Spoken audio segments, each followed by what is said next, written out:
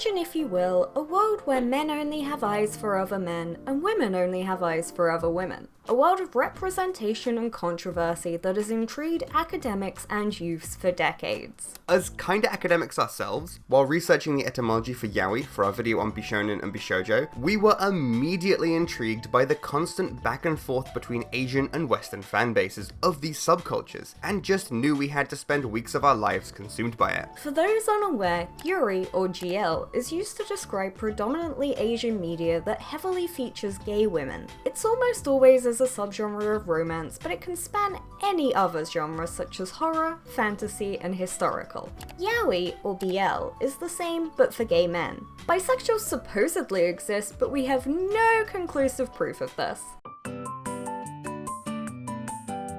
Being once a teenage girl with unsupervised internet access, I am intimately aware of what yaoi is. But maybe you were only one of those things, or none at all. So let us guide you into the world of men loving other men. My first memories of yaoi was reading the manga Totally Captivated, which I would later discover was actually a manhwa, and I had read it the wrong way round. This happened to me a lot as a naive youth who thought any and all black and white comics with Asian sounding names were from Japan. It's almost as if knowing basic information like where something is from and how that particular media should be read is important. But anyway, I was totally captivated, by the explicit relationship between Iwon and Mikhail. It was edgy and cool, and there was sex. I read it again a few years ago. It's a comedy. 14-year-olds really view the world differently to 22-year-olds. But anyway, this was the start of me ruining my own life. I was intrigued by this strange new world of sexuality where I was entirely separate from the events happening due to being a girl. It had cool, edgy plots of dubious consent, violence, and other taboos that was so cool to my naive child brain. I did also read Yuri around this time. There was a distinct lack of gore, so I moved on. That sounds like a you problem. I love cute Yuri dramas, but we can talk more about that later. Yes, these were absolutely things I shouldn't have been reading. But I also read a lot of horror at this age, because teenagers love to believe they are much more mature than they actually are. So I had a lot of first-hand knowledge on this subject. But in terms of the academic theory, what did I actually know about this continent-spanning genre that still doesn't actually really exist in my own culture?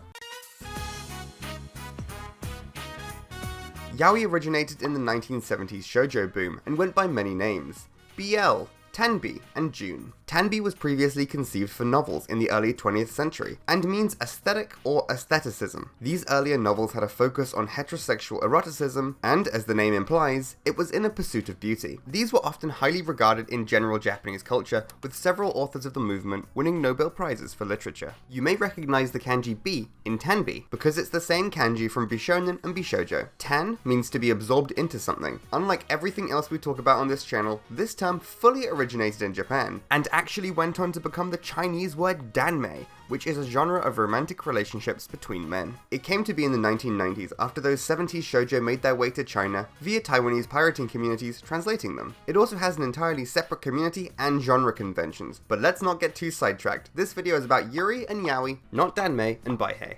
June has a far more simple origin, as it was the name of a magazine publication that was created to publish exclusively male homosexual manga and novels. Originally named June from the Japanese for pure, as well as the manga Jun, which was a one-shot written by Shotaro Ishinomori, about a boy wanting to make manga despite his father's wishes. Write what you know, I guess. However, a dispute from the fashion brand Jun made the publication add an E to the end to stop confusion between the two. June, now with an E, lasted 85 issues spanning 17 years, but its synonymous meaning for boys love had waned much before then. Many publications moved to the term BL, or boys love, but it's credited to Image magazine. Although we couldn't actually find this magazine, but the term was popularized by Puff magazine, who wanted a catch-all term for all these various stories depicting boys who love each other, and is specifically the English translation for the term shonen ai. Alongside this development, the term yaoi was coined by doujinshi artists. Wait, we've already done this. Roll the tape.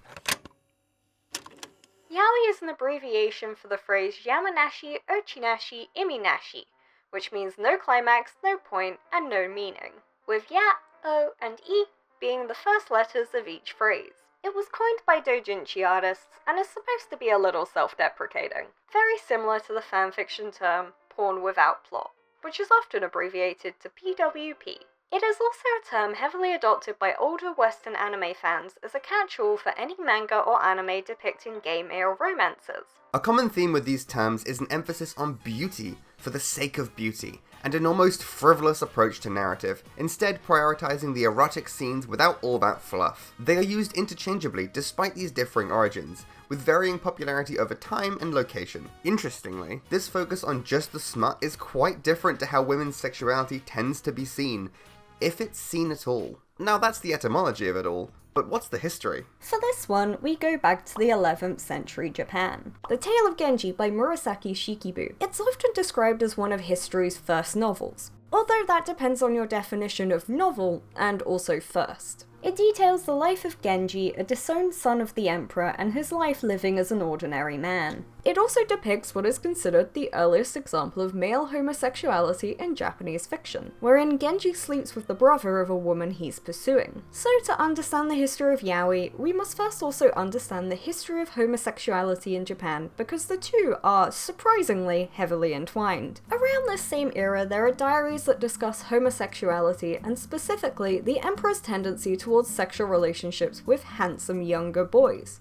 or bishonen. At this time in Japanese history, there was no ban or cultural taboo on homosexuality, and we see the concept of nanshoku develop. Nanshoku was a relationship between an adult monk, the ninja, and a young apprentice, the chigo. The relationship between the two was sexual as well as educational, and was not intended to continue once the boy reached adulthood. We discussed this in the Bishonen and Bishoujo video for samurai, and this ties heavily to adolescent boys operating as a tertiary gender in the culture of the time. In fact, it was the practice of nanshoku that directly inspired the samurai, who would often be educated in the monasteries of China and adopted the practice once they became adults. Obviously, exploiting young boys for culturally acceptable sex is amoral and shouldn't be condoned. But this type of relationship was accepted by some at the time, and did go on to inspire a lot of yaoi fiction. This specific monk and apprentice, or samurai and wakashu dynamic, was fictionalized in a lot of literature in the following centuries. This admiration only grew when the samurai were instructed to live in cities due to the Tokugawa shogunate worrying about them rising up against the shogun,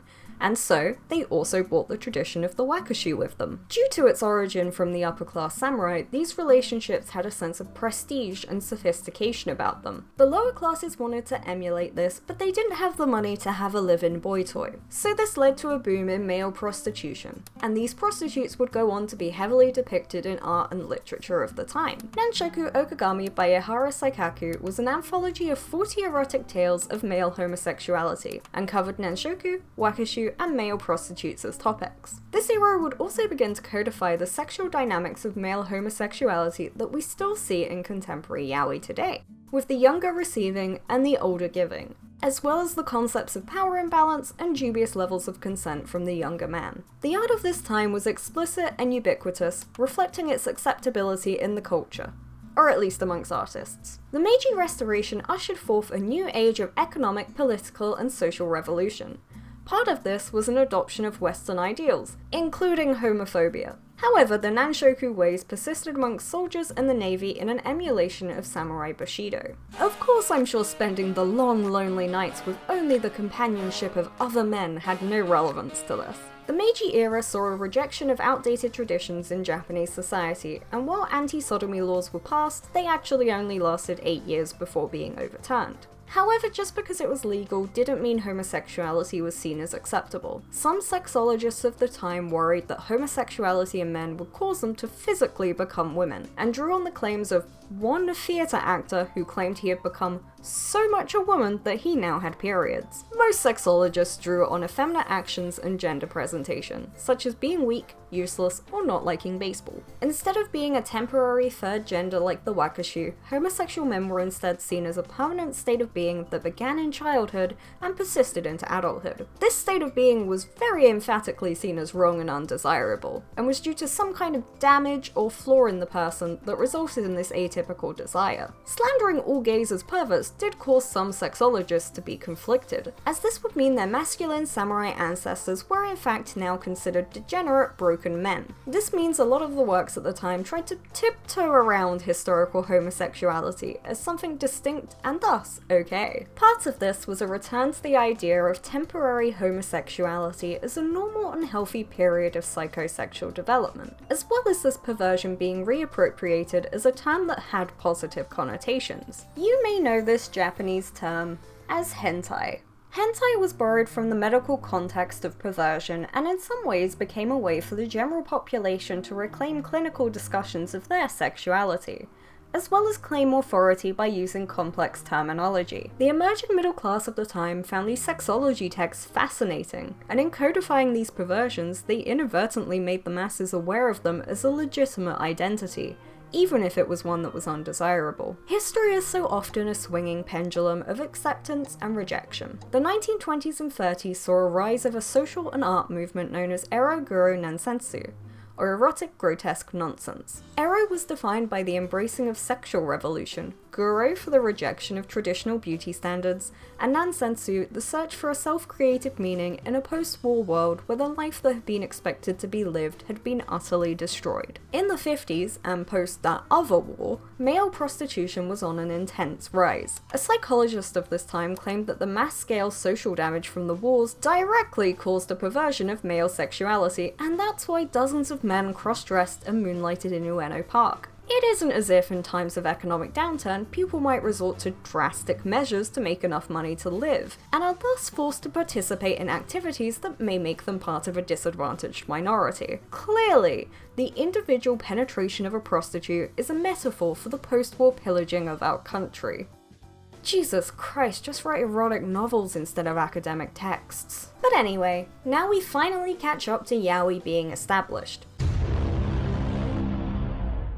Magazines exclusively printing gay male stories are all the rage amongst women, and mostly drawn by heterosexual women themselves. Often drawing on idealized settings and character archetypes, these works tended to be tragic and emotional as opposed to overtly sexual. But these audiences actually wanted that sexuality, and so yaoi doujins came to fill that niche. They rose in popularity alongside shonen manga, and borrowed their characters to spread erotic/fiction at fan expos like Comiket. Magazine editors saw this demand and hired those same doujinshi mangaka to work for them. Zetsuai 1989 is the story of a rock star and a football player falling in love, and was originally a doujin by Nina Miyazaki of Captain Tsubasa characters. The couple involved were Kojiro Hyuga and Ken Wakashimazu.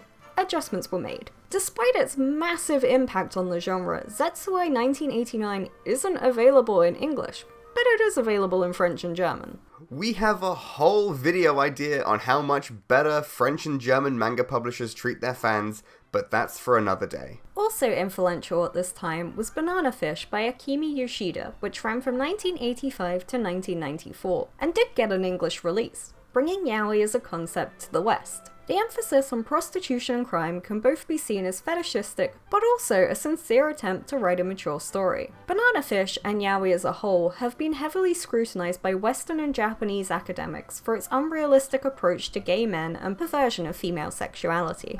The debate is ongoing, but at the time it became part of a moral panic, with fans of the genre being labelled as disgusting women, or fujoshi. This era was known as the yaoi ronso, or yaoi debate, and had an impact on both artists and readers. For readers, it perpetuated the shame of female sexuality in a place where women had attempted to carve out a space where they could escape from the misogynistic society in which they lived. And for writers, they were scrutinized as perpetuating perversion and social decay. The feminist journal Choiseer was one such battleground of the yaoi ronso, with authors and writers regularly submitting statements on their side of the issue. Chiyo Kurihara moved from writing yaoi to plain hentai, citing that her previous work had been a form of escapism that no longer seemed permissible in the face of her internalized misogyny. On the other hand, Hisaku Takamatsu, a reader of yaoi, spoke of her disgust with her sexuality as a woman, but reflected on how her desire to escape misogyny may have been inadvertently harming her perception of gay men. The whole debate in Choiseer was started by Masaki Sato, a gay activist who condemned yaoi for being too perfect and barely a depiction of gay men. He saw yaoi fans as co-opting highlighting the struggles that he and other gay men of the time faced and spoke over their self-made representation. Not to be too much of a centrist, but I think all three of them are somewhat correct. Sato is correct that if the only depictions of gay men are in unrealistic porn, then real gay men may have trouble relating and understanding their identity. Kurihara is correct that an obsession with yaoi can be a sign of internalized misogyny, and as artists, we have a responsibility in how we depict situations and peoples. And Takamatsu is correct that yaoi can provide an escape from personal sexuality, as well as that as readers, we should be aware of our perspectives becoming warped.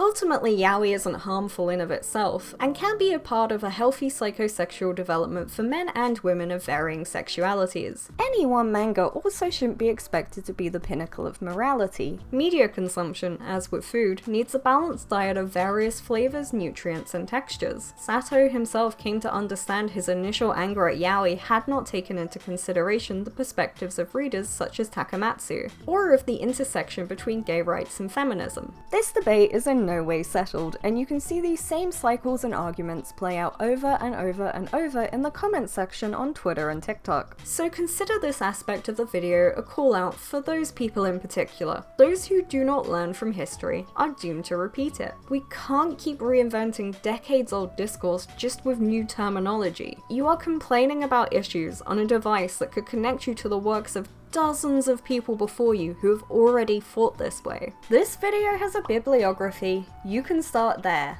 We've already tried to do some of the thinking for you, but that is only step one. So in the early 2000s, yaoi became a much more global phenomenon. As well as seeing an increase in domestic popularity, despite the economic crisis of the time, yaoi not only increased in popularity with women all over the world, but also men. A lot of yaoi got official English translations, and the internet helped facilitate this spread both by exposing more people to it as a genre, but also allowing English-speaking and Japanese writers to create their own yaoi. Around this time we also see South Korea starting to build its own BL manhwa industry, which primarily existed online, where censorship and publication was a lot easier to navigate. Western fans also had discourse of their own, without the same prior social context that Japan had. Yaoi had accidentally stumbled into contemporary discourse on pornography and homophobia. Specifically, the emphasis on school settings and teenage boys led to concerns that yaoi counted as child porn, and would be illegal in certain countries. The debate of fetishization and appropriating gay men's experience was also present here, but from a different lens. Moral panic about gay men being pedophiles or targeting younger men meant that yaoi plots often came across as much more taboo and perpetuating the stereotype. Its existence was a big source of discourse, as depicting sex was seen as a cause of moral decay. Gay sex doubly morally dubious. Like, you can't even make babies with that type of sex. Thing often discussed in relation to yaoi is how it's especially degenerate, emphasizing things like digital penetration and BDSM dynamics, which always comes across that either these academics haven't seen any straight porn or are over-exaggerating yaoi as being distinctly perverse. There are fetishes that exist somewhat exclusively to yaoi, but that could be said for yuri, hentai, romance, and western romances as well. For example, mpreg can't exactly exist without an M to preg. And a lot of the S&M play in yaoi that people were so shocked by often only existed as an extension of the Yuk-Semi divide. Wait, have I not explained Yuk and Semi yet? Yuk meaning defense and Semi meaning offense simply describes the top-bottom dichotomy, specifically in yaoi. However, both have certain codified characteristics, and in yaoi are often a discrete taxonomy that characters strictly abide by. There are characters that switch between these positions, known as switches, but generally you pick a role and stick with it. And by pick, I mean you're drawn to be a certain expression of the masculine or feminine. So we are once again back to being a bottom as being inherently feminine and topping as inherently masculine. Hooray! Semis tend to be older, successful, and have hands bigger than their torsos. They are tall and broad, but often not overtly muscular, so as to be attractive to a Japanese audience. Watch our video on Bishonen for more context there. Yuks tend to be younger, naive, of average height, and slender. In yaoi, you rarely see these rules being broken, and when they are, it's often a distinct separate dynamic based on the subversion. For instance, a tall muscular yuk may play into concepts of humiliation and submission. However, the one place these tropes are most likely to be subverted is in bara.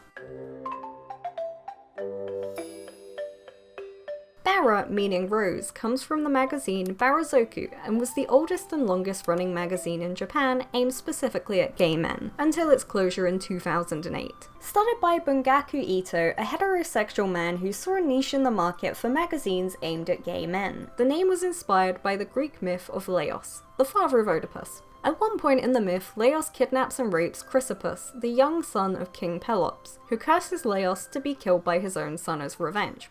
We all know how that ends. Despite the association with rape and pederasty, the name is a tongue-in-cheek reappropriation of Bara, which was derogatory Japanese slang for gay men. Barazoku meaning the Rose Tribe. Despite being heterosexual, Ito brought on editors who were gay men and handled most of the content while he focused on the business, convincing mainstream shops to stock Barazoku and citing his previous successes with books aimed at gay men. Unlike yaoi, Bara is made by men for men and emphasizes characteristics that are more appealing to a gay male audience. This was a very deliberate move by mangaka like Gengaro Tagame, who sought to move Bara away from the idealized Bishonen aesthetic. His work focused on hypermasculine muscular men and took direct inspiration from Western bear culture. He submitted numerous works in numerous styles to magazines such as June and Barazoku before establishing his own magazine, G-Men. G-Men developed an aesthetic mostly based on Tagame's own personal tastes of bears and BDSM relationships, but also featured submissions of manga and literature from a wide variety of authors as well as photography.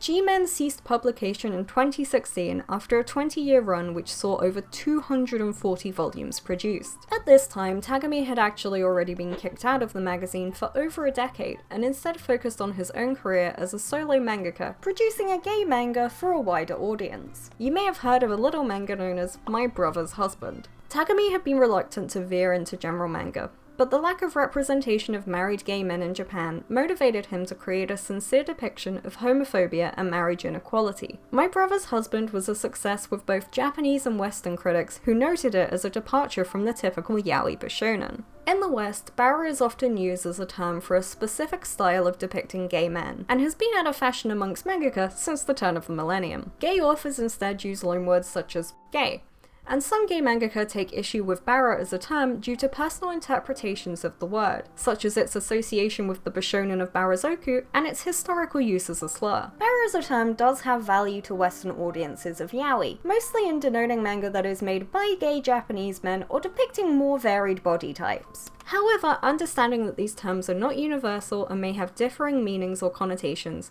is equally valuable to know. Similarly, fujoshi and fudanshi are commonplace in anime nowadays and are presented with a lot less disgust than they used to be. Now they're just as weird as any other otaku. A good example would be Chika Komari and Koto Tsukunoki from Makane, Too Many Losing Heroines. They openly talk about enjoying yaoi, and while it's treated as a joke, it's not derogatory. Shonenai is also a mostly Western used term, and tended to be used to distinguish romantic yaoi from sexual yaoi, often for manga and anime that had only subtextual homoeroticism, and would otherwise be grouped in with the more textual examples. It fell out of use in the 2010s, but can still be found out in the wild on less official sites. Also, by the way, why does Crunchyroll have only 15 genres to choose from? I get too much choice can be overwhelming, but not even a vague LGBT section? No josei? No horror?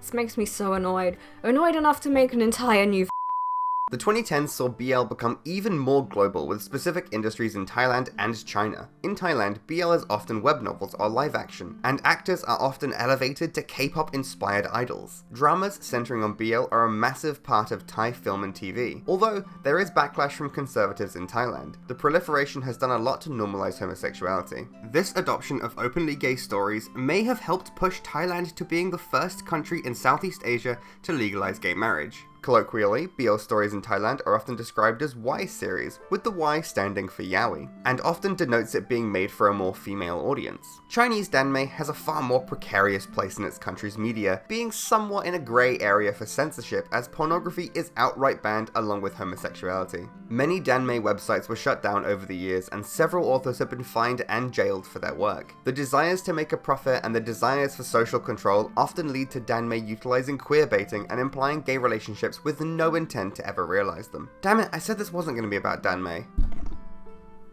Hit the mic, great.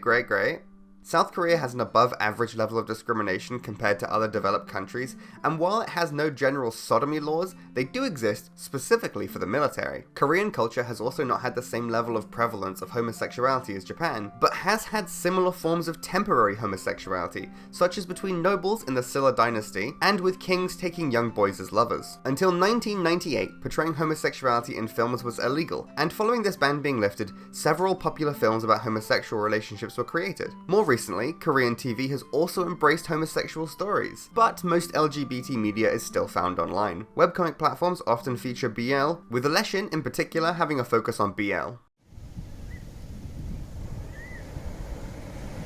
Is this segment here so I can recommend all my favourite yaoi memoir? Yes. But it's also interesting to see the global impact of yaoi and how different countries' pre-existing LGBT cultures have responded to it. As with Japan, China, Korea, and Thailand, BL media has received criticism for fetishizing gay men and misrepresenting the authentic experience of actual homosexuals. But also, it's a flourishing industry that appeals to female sexuality and has its place in media. This is an intensely studied topic, and we could go so much deeper into the specific issues and characteristics of yaoi, but this will do for a brief history. On to the recommendations. Where do I begin? I think a yaoi that has a more general appeal would be best for a first recommendation. Something that's mild but has a good solid plot most people could enjoy. MADK. Mitsuya Sensei no Keikakuteki na Ezuke, or this manga by Matsumoto Ayaka, is an adorable story of a newspaper editor scoring an interview with a famous chef who just so happens to be an utter silver fox. It's adorably sweet. The romance progresses at such a nice, brisk pace. It's a shame they introduce a past lover to add drama towards the end, because to be honest, I could read about these two flirting and eating meals together for ages. It's really nice to see a story about all the characters falling in love over time. It's only 12 chapters, and it's just such a cute romance that happens to be about two men. But also, MADK is great if you like cannibalism and surprisingly interesting world building. The art is clean, but at other times almost too messy to read, which only adds to its ephemeral charms. You guys have to read it because my friend was too squeamish for it, and I need more people to know how amazing this manga is. It's the polar opposite of the cute cooking romance, so pick your poison, sweet or bloody. Now if I had to pick one BL memoir to recommend, it would have to be Murderous Llewellyn's Candlelit Dinner, a thriller that was so good a yaoi-obsessed friend of mine describes it as really good even though they don't fuck. This is the highest honour a series can be bestowed. Stop looking at me like that, I'll finish it eventually. Whoo boy, that was a lot of words. Took a lot of time too. Unpaid time. Time that could be making us money. If only you had supported us on Patreon and gotten access to this video early, work in progress videos, a resource for assets we use in the videos, and many other nice things. But you didn't, and now we have wasted away, we have died, and the Yuri will have to wait another 4 months. Money makes life happy. What? 3. Patreon? I'll tell the men the Yuri's back on!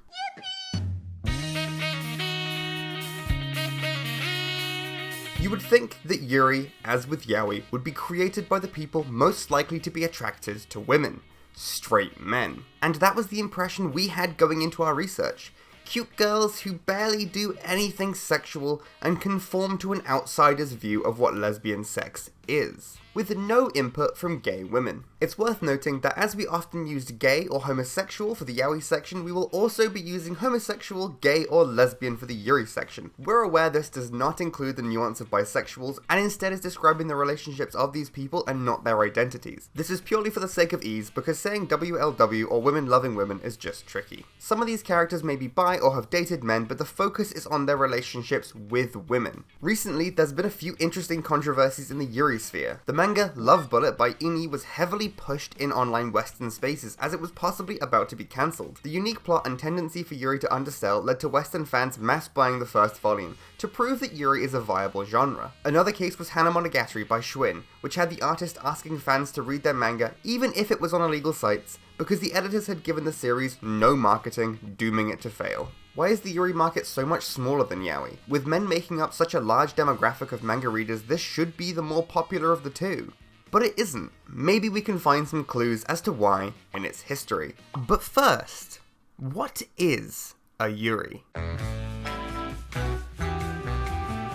Yuri also goes by shoujo ai, GL, and girls love, and is a generally younger set of terms, but it still has an interesting etymology. Yuri was initially used as a companion term to bara in barazoku, specifically for female readers of the magazine. Some of these women were lesbians, and others just appreciated men, but this is what caused the association of Yuri, meaning lily, and lesbians. The magazine Alan, which had a focus on gay men, also used Yuri to refer to their personal ad column for lesbians. The lily has historically been a flower representing purity, which will tie into a lot of Yuri concepts, but we'll get to that in a bit. In the 1990s, Japan and the West saw Yuri as pornographic depictions of lesbian relationships for a male audience. This led to shoujo ai being coined by Western fans to distinguish the less sexual works, much as shonen ai had done for yaoi. In general, Yuri ran about a decade or so behind yaoi in terms of popularity, and so most of the terms were gender-swapped versions of the pre-existing masculine terms. In Japanese, the term shoujo ai has a much more common meaning of older men attracted to young girls, and also a far more unethical connotation, more similar to lolicon, and so is not used for lesbian media in Japan. Garuzurabu, the transliteration of the translation of shoujo ai, does not have this same connotation, because loanwords are just like that. Much how if you ask for a latte in a Spanish-speaking country, you're more likely to get a glass of milk than a heavily milk-based coffee, because of the implications. Around the 2000s, we see magazines adopting the term girls love, such as in comic Yuri Hime and Yuri Shimai. The 2000s also saw girls love and GL being used by Western manga publishers as a parallel to their BL genres. However, the two terms are mostly interchangeable, with mild variations. Some people see GL as more explicit and Yuri as more romantic, which is interesting because I always saw it as the opposite personally. Western publishers also mostly stuck to using Yuri as the genre, although 7Seas for some reason called their line of girl-on-girl manga Strawberry. It's not even a flower. Stick with the theme, damn it. While reading Yuri for research purposes, I came across a newer girls love manga published by 7Seas, and now it seems they use both girls love or Yuri and do in fact use the lily in their designs. Good job, guys. Korea and China also borrowed Yuri as the term for homoerotic media about gay women, with the Korean being baekap and Chinese being baihei. These are both just the language's respective terms for lily. Oh, and of course, we can't forget about Class S. Yuri as a literary concept began in the 1930s and was commonly written by women, often focusing on temporary lesbianism as a stage of psychosexual development. These were tragic stories with a definitive endpoint when the girls became women, often going on to marry men and have children. At this time, it was called Class S, with the S meaning anything from sex to shoujo to shon, the German word for beautiful. Although, a lot of these relationships were not sexual and often blurred the line between platonic and romantic types of love. The early 1900s saw a lot of popular Western novels of the 1800s getting translated into Japanese. Books like Little Women and A Little Princess, which had a heavy emphasis on girlhood and becoming a woman, appealing to Japanese women and inspiring the works they would go on to write and read. An increase in all-girls schools supposedly popularized the Class S genre, but was that because it sparked the imagination of male writers, or the women getting into this type of relationship? These stories were often set in all-girls boarding schools, which provided the ideal excuse for lonely girls with only other girls to lean on, but also perhaps because these women were drawing on their own experiences as youths for their writing. It's hard to separate what was a reflection of these individual women's struggles with attraction to women, and what was a reflection of 1920s Japanese societal views on sexuality as a whole. Sadly, the genre was short-lived, so we may never know, as post-war censorship was enacted on not just Class S, but heterosexual romance as well,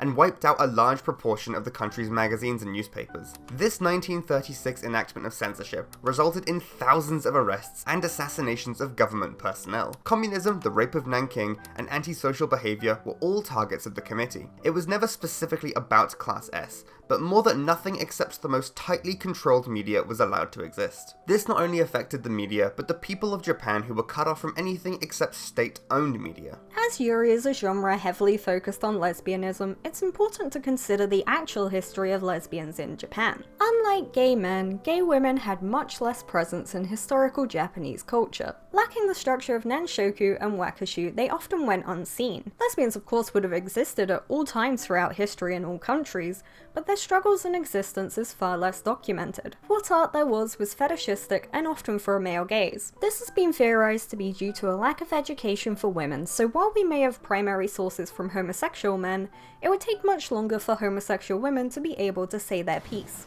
The few women that were able to write, such as Murasaki Shikibu, were of the aristocracy and had privileges and experiences that commoners did not. However, it's worth noting that her work The Tale of Genji is actually written entirely in hiragana in the original form. For those unaware, hiragana is the alphabet in Japanese made of plain phonetic characters, and is used for the parts of Japanese not borrowed and adapted from Chinese. To understand Japanese, both are needed, but you can write only in hiragana. But unfortunately, this strips a lot of the meaning from the words, as you don't know the exact form being used. The reason Murasaki wrote like this was because the simpler syllabary was seen as more fitting for women. Expecting them to learn all that kanji was asking far too much of their little women brains. Ironically, this combined with the archaic Japanese of the time makes it incredibly hard for contemporary Japanese people to understand it. It's kind of like trying to parse Shakespeare or the Canterbury Tales if they were also written in medieval kiddie speak. But the increase in literacy amongst women of the 1800s is what gave rise to the Class S genre. Nobuko Yoshie was a prominent lesbian novelist of the 20th century, which is to say she was a writer of lesbian stories, and was also actually a lesbian herself, being in a 50-year relationship with a woman she adopted, but we'll get to that concept in a bit. During her childhood, education was only mandatory for the 6 years of elementary education, and her father thought her having anything further would make her an unsuitable bride. Despite this, she was able to build her own income through her writing and lived as a single woman in her 20s. Very unusual at the time. Besides this strange lifestyle, she also adopted the tomboyish fashion and hairstyle of American flappers in a shocking display of androgyny. She began her career submitting short stories to girls' magazines like Shoujo Kai and Shoujo Sekai from the young age of 12, escalating to more prestigious magazines such as Bunsho Sekai by her late teens.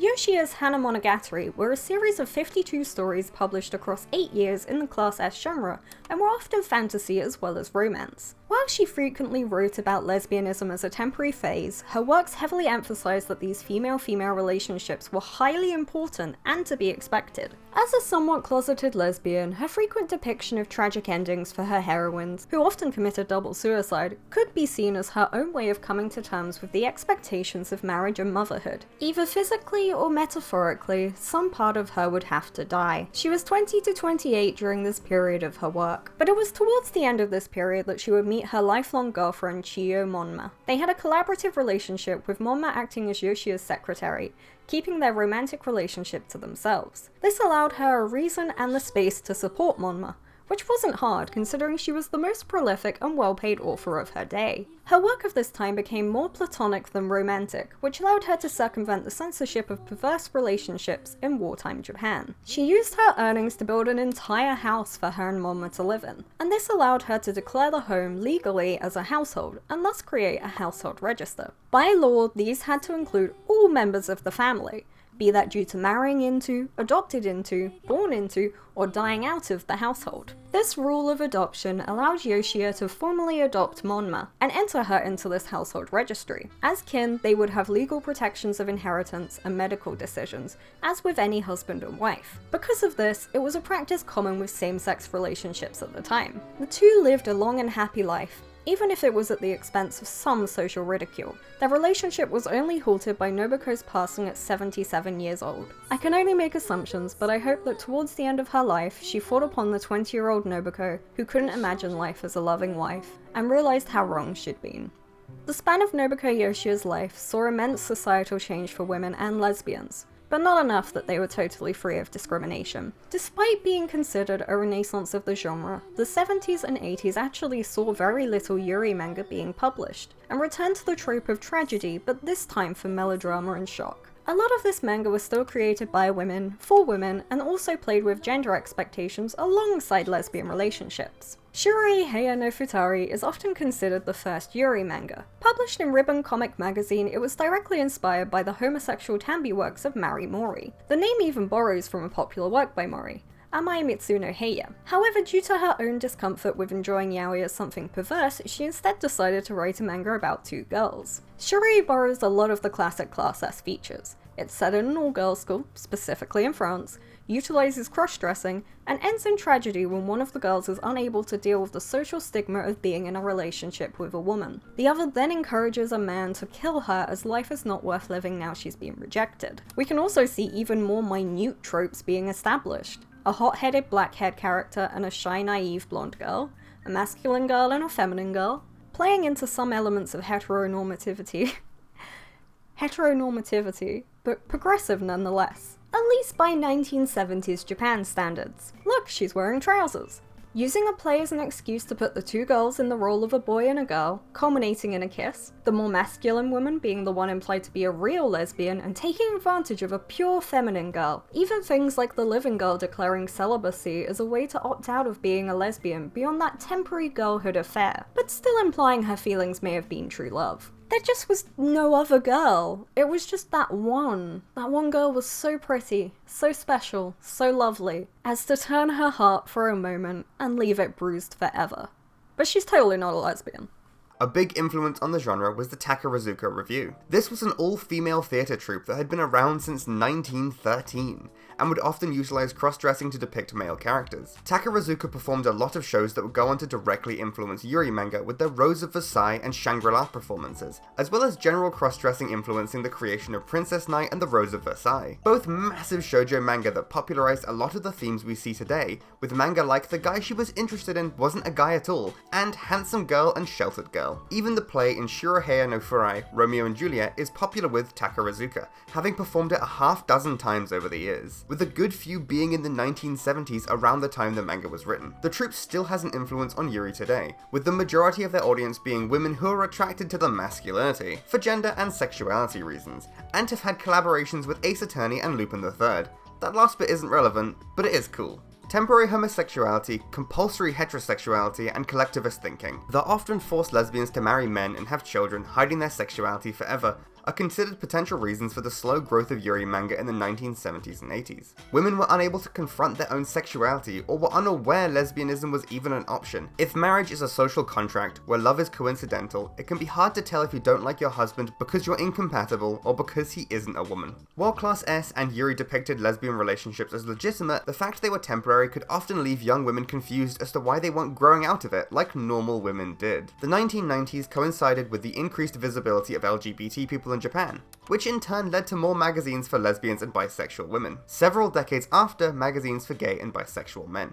Lesbians of the time saw conflict with feminists of the time, who felt their attraction to women as inherently masculine and therefore predatory. The diminution of female sexuality as non-existent or more pure than male sexuality also meant that a lot of lesbian relationships were viewed as lesser than heterosexual or male homosexual relationships, due to a perceived absence of sex. No need to create for an audience that doesn't exist.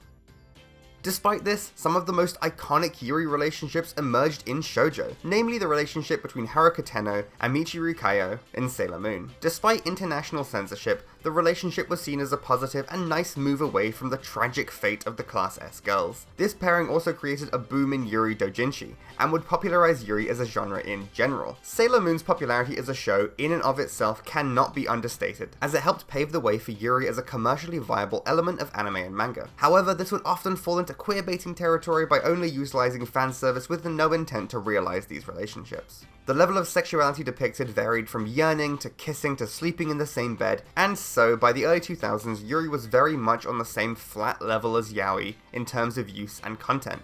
Enough time had passed that the need to distinguish romantic or sexual Yuri was no longer worthwhile, and was a case of personal taste. As with gay men's magazines, women's magazines would host lifestyle tips and photography. These magazines were explicitly for lesbians and not for people who were into women, focusing on developing a community of like-minded women and allowing them to meet up and form relationships through personal columns and classified ads. The early 2000s saw the rise of the internet, which caused a lot of the community aspects of these magazines to necrotize. These superfluous limbs volumes rotted away and became replaced by more manga or even nothing at all, with the magazines of all types being on the decline. Magazines would thus have to innovate on the format, and one such magazine was Camilla, which heavily focused on sex compared to other lesbian magazines. The magazine was started by Inoue Memi, a lesbian who wanted to create something different than what was currently on the market. The name being borrowed from the novel of the same name by Sheridan Le Fanu, which depicts a vampire, Camilla, preying on a young woman. For Inoue, this novel was her first introduction to lesbian sex as a teenager. Her sexuality was heavily explored by male-made media, and so she wanted to create a magazine similar to what she had enjoyed in her youth. Because of this, Camilla was very much expected to have a heterosexual male audience as well as a lesbian one.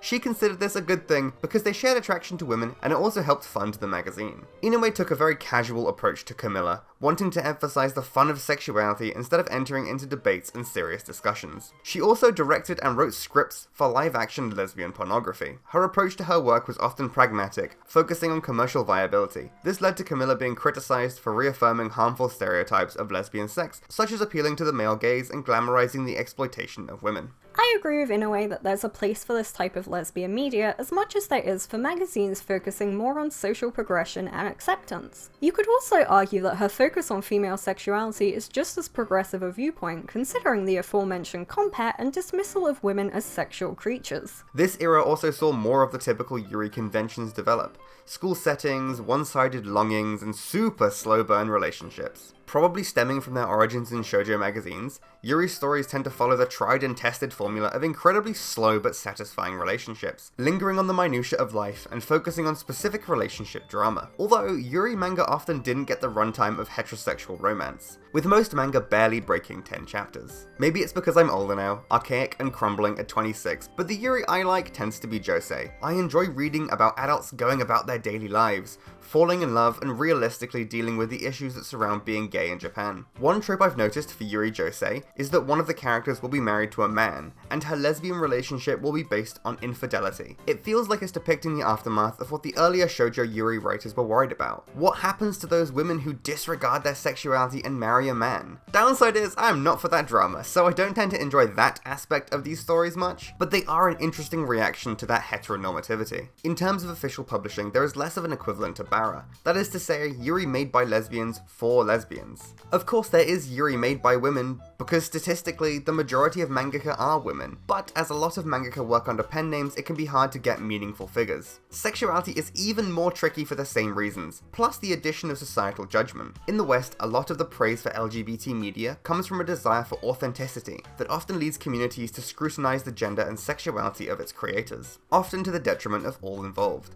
This is less of a concern in Japan. The 2010s would see a rise in the accessibility of online mediums for self-publishing, namely web novels and web manga. This is also an era of diversification, with Yuri becoming more of a co-genre, appearing alongside other genres like isekai. There are so many villainess Yuri. Interestingly, there's actually a lot of European influence in isekais, often being heavily based on that sort of medieval Franco-British Germanic thing.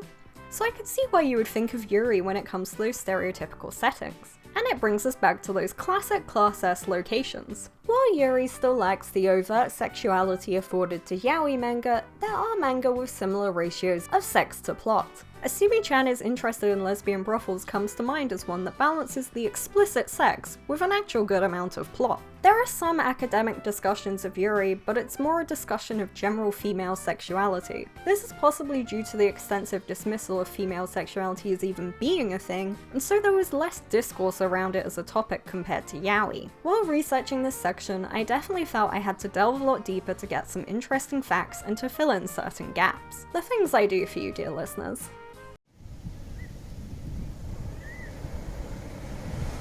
So, onto the recommendations. I'm not so well informed in the ways of Yuri, so I decided to read quite a few Yuri manga to find something good to recommend. Of course, I've read things like My Lesbian Experience with Loneliness, and it really has some fascinating relevancy to both Yuri and yaoi, but that's a basic answer, everyone's heard of that, so I'd rather explore it in the conclusion.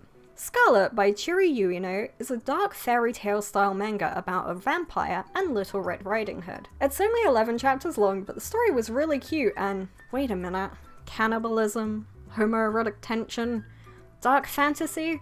This is just Yuri MADK, goddammit.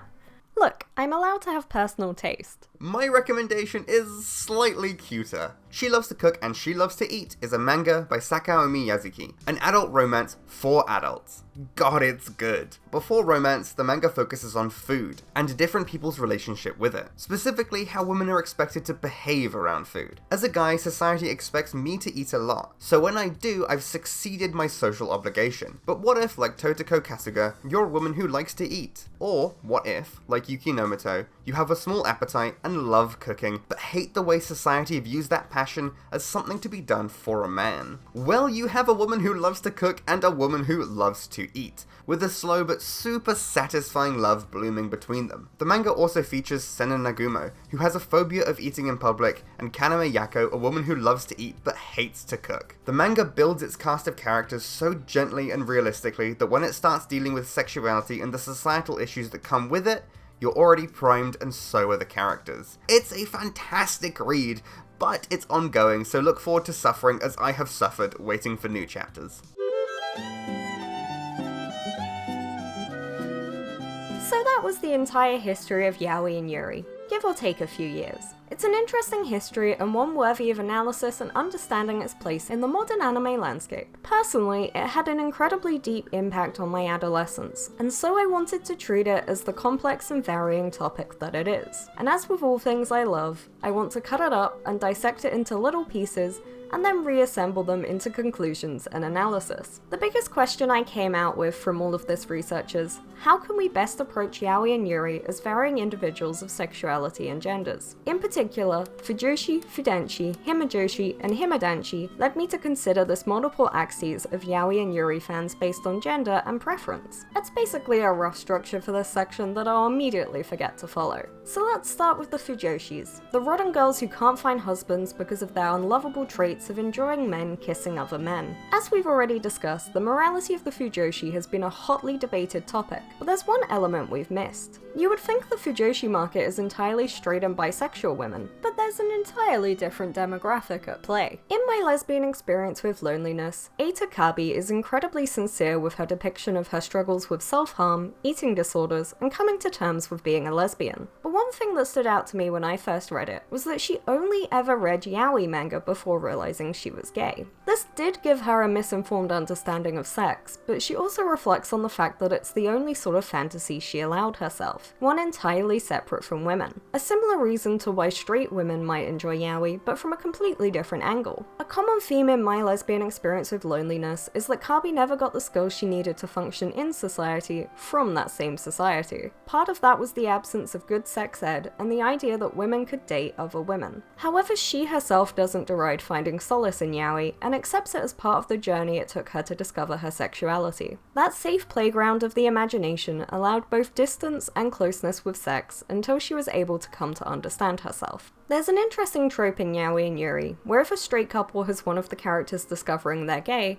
the other partner also ends up being gay, and so you end up with a lesbian and a gay couple. Depending on if it's Yuri or Yaoi, one will be the main focus, but this trope of pairing up the leftovers always intrigued me. On one hand, it at least presents the idea that compulsory heterosexuality is not gendered, but equally that there is little room in these narratives for straight or bisexual characters. Of course I get it, you're reading Yaoi or Yuri, so why would there be? But also then, why is it always two gay couples as the outcome? If I had to throw in a guess, it's because there's a lot of overlap between Fujos and Himis, but equally it removes a lot of the drama. No one gets spurned and everyone fits into neat little relationships. Komendo's video on bisexuality in manga always bounces around my head at times like this. I've read some more recent yaoi where characters identify as bisexual, such as Saito from Kaisuru Tetsu Menpai, but it definitely feels like there is gay manga and straight manga, and I think this can have negative effects on not just bisexual readers, but people of any sexuality. The solution to this is just to have more manga with bisexual characters, because the more variety the better. But that's easier said than done. It would also be nice to see LGBT characters have more of a place in mainstream heterosexual romance manga. I can't for the life of me remember its name, but I read a romance manga that had a side plot with the main character's brother coming to terms with his sexuality. It was perfectly woven into the themes of the main heterosexual romance and was a great addition. Fudanshi are often pegged as gay or bi men because, as far as most people are concerned, it's gay to enjoy stories about a man being in love with another man. That just isn't the case and shouldn't be how it's viewed. And yes, finding identity and representation in fiction is positive, but equally, why deny yourself art because you think you aren't the right sort of person to enjoy it? For a start, what if you're wrong about who you are? But secondly, what if you aren't? What if you know who you are and are open and willing to fiction of all kinds, and through it discover worlds you never knew could exist? Works of art that can touch your heart in ways you never expected. There tends to be an issue in general with young men not being willing to engage with romantic media. For instance, the strange reaction to Momo and Okuren's budding relationship in Dandadan. Men's media is often devoid of romance. Shonen will time skip and have two people who barely liked each other have two kids together. In these stories, marriage and children is just something that happens to men. Why do they bother with it at all? Even when it's specifically a shonen romance, if it gets too romantic, the boys will complain. I have an example that really annoyed me actually. In Komi Can't Communicate, midway through the manga, the tone shifts from a comedy focus with a side of romance to a romance focus with a side of comedy. It garnered so much criticism from the male audience who didn't enjoy the change. Myself excluded, I loved it. I wish more men explored outside their comfort zones with the media they consume. Most men are so catered to when it comes to their media that they don't need to engage with anything except what they're told is for them. We asked some gay friends on Tumblr if they read yaoi and the general consensus was no, with some not reading romance at all.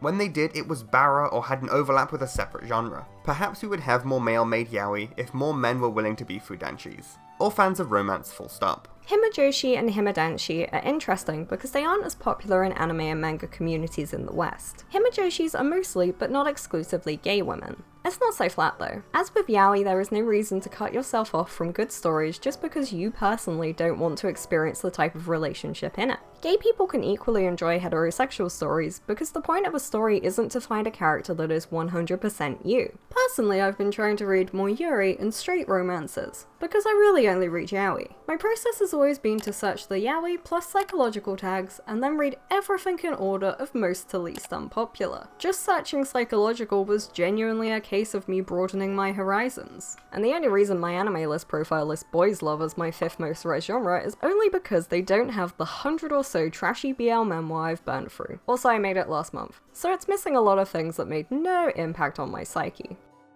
Yaoi was definitely easier to read, and as a teen I tended to lean towards it because of the absence of women. As someone attracted to women, there was a certain sense of shame to enjoying lesbian media. Even straight romance kinda squicked me out, because one's self-confidence also plays into this, and for a long time in my life I was not comfortable viewing myself as a being with sexuality. But even cutting out 2 of the 3 options, I still found enough to keep me occupied for a decade or so. BL is disproportionately represented in the manga world. If it was a case of attraction to women, we would expect to see GL be much larger, because as the majority of women are attracted to men, the majority of men are attracted to women. But because women are the key readers of any sort of romance, we actually see romance manga skew heavily to what appeals to women. As we discussed in the Yuri section, Yuri is predominantly made by women, for women, and is predominantly read by women. So like, aside from me, what percentage of men even consume romantic media? We know it's not a lot, but in the group of men who do enjoy romance as a genre, how many even read manga? And then, how many of them go out of their way to find Yuri stories? If they wanted to fetishize lesbians, they could just watch lesbian porn.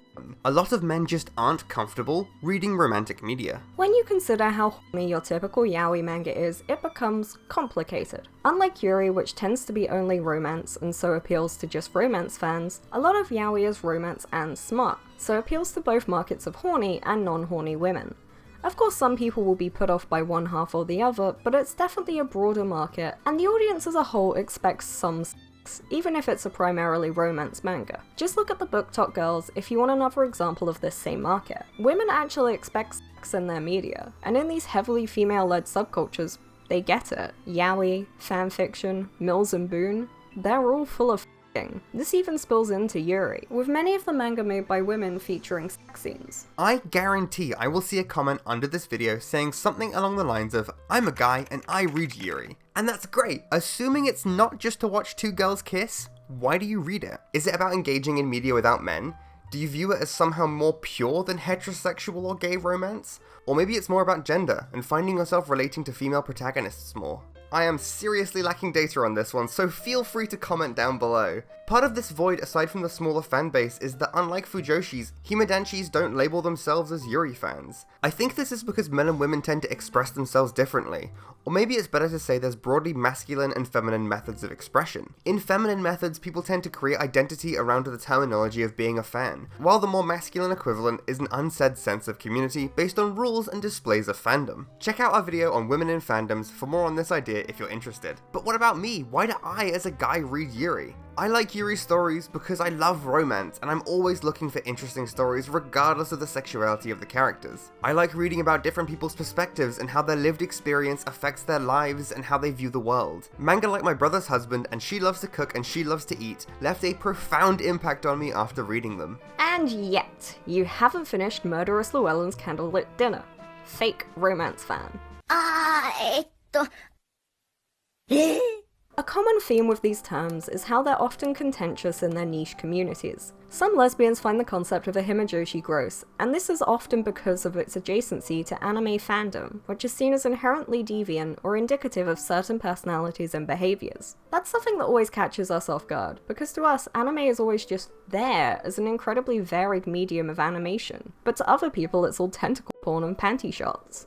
It's also very odd seeing gay people looking for quote-unquote good yuri or pure yaoi, or even LGBT anime that isn't that gross BL or GL stuff, because it's all BL and GL. It's like asking for horror movies that aren't all that gross gore. You're not looking for just any horror movie, you're looking for a subgenre, or maybe even something that just fits your personal taste. Throwing out the whole genre won't help you there. It's sort of like if people judge the concept of TV shows entirely off of things like Naked Attraction and Teen Wolf. They're just catering to a different audience. A problem is that until recently, anime in the West was such a niche hobby that people tended to watch any anime they could get their hands on. So your average anime fan would have a very broad range of shows under their belt, including ecchi trash. Now people are spoiled for choice, and can develop subcultures within the overarching anime fandom. You've got Fujos, Shonen Bros, Shoujose gals, casual enjoyers of anything that's on Netflix, and so on. This also means a lot of the language and behaviour of older fans is becoming less used or known. A big tenet of our channel is keeping those terms alive and in use, because they have value to creating a universal lexicon for fans. Even just knowing what the ecchi genre is.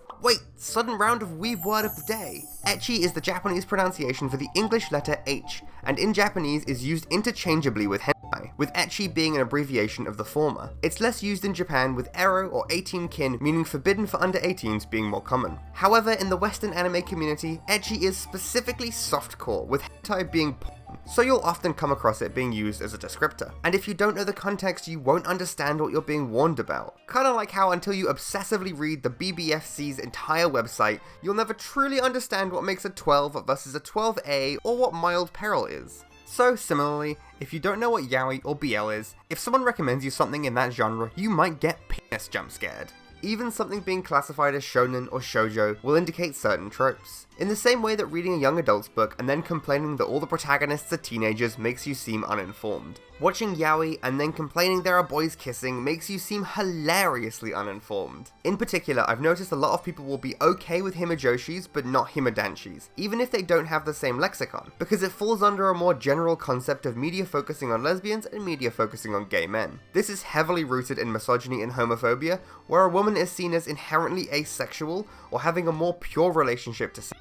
But as we keep mentioning, that is absolutely not the case. When women are seen enjoying lesbian media, there's often this view of how it's different to men's attraction, and that difference always ends up meaning not sexual, or sexual in an okay way. We see the other side of this when Inoue Mimi spoke about how her attraction to women is masculine, because of how focused on sex it is. Yuri itself often uses the same approach to female sexuality, emphasized by the lily being used, which is a symbol of purity, with the white lily in particular meaning chastity. This is often why Yuri manga may only depict romance. That is the ideal socially acceptable expression of a woman's sexuality. However, men are supposed to want sex. This is equally able to have a negative skew though. It's very common in yaoi for the characters to have sex long before they get together, and plays heavily into rape being something enjoyable for men because they always want sex, and saying no is just being coy. No often does not mean no in these stories, and that's fine as narrative dressing. As we mentioned, in fiction, no action is immoral or illegal because no one's being hurt. But when this goes out of the realm of imagination, it can cause damage to real people. This damage is often aimed more at people reading the content going on to do these things, but the idea of attacking someone for what they read is equally a form of damage. Assuming someone's a danger based on the fiction they like can lead to targeted harassment, such as with people online attacking fujoshis, but can also encourage censorship. Just because you talk about how you believe yaoi is gross for fetishizing gay men, that doesn't mean you aren't aligning yourself with homophobes who also see gay media as inherently problematic. In even more severe cases, it can become a prejudice used against people suspected of being criminals. For instance, the disgraced lawyer Jack Thomas regularly cited playing video games as being a cause of school shootings and other violent crime, to the point of attempting to build a criminal profile around this prejudice over the DC sniper attacks of 2002. Incorrectly. In reality, the shooters had motives entirely separate to video games.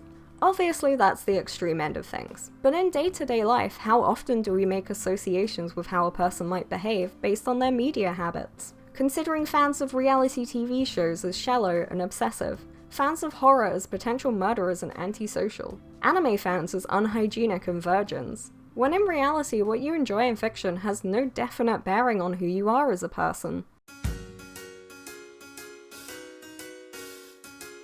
In conclusion, this topic is absolutely massive. We barely scratched the surface of even the resources we referenced. Researching this topic has really expanded my appreciation for the people who've carved out a space for themselves in an environment that hasn't been kind to them, reading their stories and if only partially understanding how they felt while making their art. But what's the point of this art, you may be asking? Well, that's varied. Some stories aim to evoke joy, others horror, some thought, and some just plain entertainment. Some stories aim to teach us things about ourselves or other people, and so many are written by those seeking to understand themselves and the world around them. Every story contains a million granules of a dozen sand dunes that make up what a person is and has experienced. To approach all of these with one thought process makes very little sense. The manga Suimo Amaimo is a BL about two retired 60-somethings who reflect on their relationship and what it means to be an older gay man in Japan. View no Oto Bokoku no Kami is about a guy getting fucked by a dragon. Despite both potentially being able to be described as old man yaoi, they're both trying to do very different things. Smamo is realistic and sincere, and the dragon fucking one does legitimately go into some interesting concepts of belief and immortality, but in a less emotional way. It's more for melodrama. Knowing roughly what to expect helps you know what to get out of something. For instance, take this video, a brief history of Yaoi and Yuri, or whatever we end up actually calling it. The history part is supposed to imply this is educational or informational content, and the word brief is supposed to juxtapose with the probably over an hour long length this video will end up being. But the worst part of this all is, we are still being so brief. There is so much more to this, but you have to stop at some point.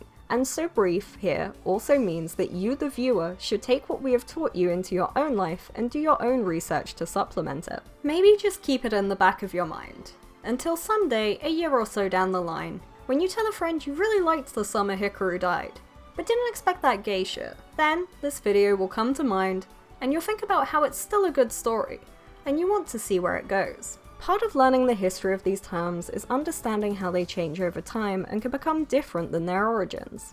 If someone calls someone a slut, they're unlikely using the archaic meaning of an untidy woman, but if they're a 15th century snob in a book, maybe they are. And if someone says they love BL, maybe they mean two twinks with a height difference fucking a hole unknown to modern science, or maybe they just mean bara. Learning the terms and their history can help you enjoy the media you already love in a respectful way. Demeaning media that is made for sexual gratification and ignoring the stories with such themes just cuts you off from a lot of what you could be experiencing. To conclude, consider this interesting and long-lived history of Japanese gay media, and consider that there may be a whole world of stories you've skipped. And then maybe you'll think it's worth being just a little bit weird about fiction to experience them.